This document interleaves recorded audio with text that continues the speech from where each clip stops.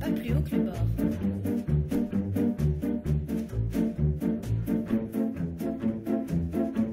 Mais c'est comme... ça va aller très mal. D'accord avec. Et totalement. Et là, j'assume.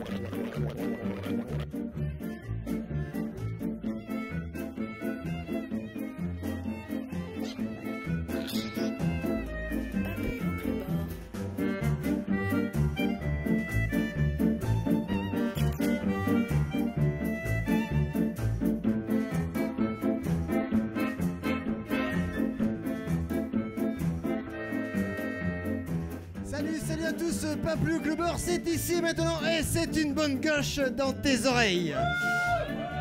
Et pas plus haut que le beurre aujourd'hui à l'Esquile à Toulouse. Quand vous nous retrouvez un mercredi sur deux à 18h et le vendredi suivant à midi sur les ondes de Campus FM évidemment. Vous pouvez nous retrouver aussi sur notre site www.papluo.com et également sur la chaîne YouTube Radio Papluo que ça s'appelle.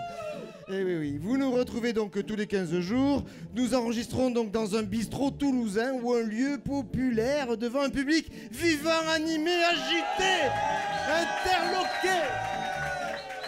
Ouais, et même parfois indigné. Un rendez-vous, l'info, l'actu, les faits de société, l'économie, la politique, la géopolitique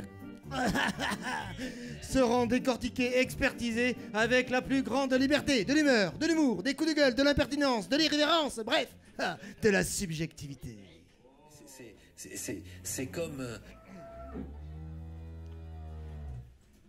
Pas plus haut que le bord, c'est ici et maintenant et c'est aussi de la musique en live avec Monsieur Tristan. Ah, Monsieur Tristan, il était déjà venu dans notre émission et il revient avec ses nouvelles chansons. On l'adore, Monsieur Tristan. Alors, on en est où des sondages de la popularité de Hollande, de Valls? Hein? On en est où? Alors, bon, au 14 juin, 34% des sondés se déclarent satisfaits de l'action de soupe à l'oignon et croûtons.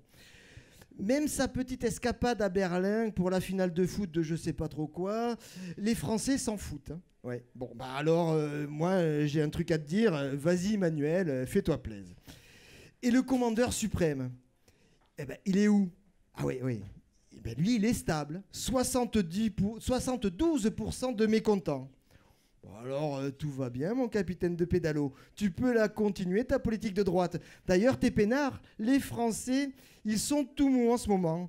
Loi Macron, un petit coup de 49.3, loi Rebsamen, loi Touraine, loi sur le renseignement. Allez, n'en jetez plus. Jamais Sarko n'aurait osé une telle politique de droite. Quand il va revenir, le zébulon à talonnette, il va pouvoir se la couler douce et partir sur le yacht de Bolloré, quelque part dans les îles du Pacifique. Du pain béni, je vous dis. À se demander s'ils n'ont pas passé un accord avant les présidentielles en 2012, nos deux chapi-chapeaux. Ça pourrait être du genre... alors on dirait que moi, comme j'ai l'air gentil, tout poupon, on dirait que je dirais moi je tout le temps, les gens comprendront rien et comme ils ne me prennent pas vraiment au sérieux, bah, du coup, ils vont pas se méfier. Et l'autre de répondre... oh, t'as raison, mon doudou.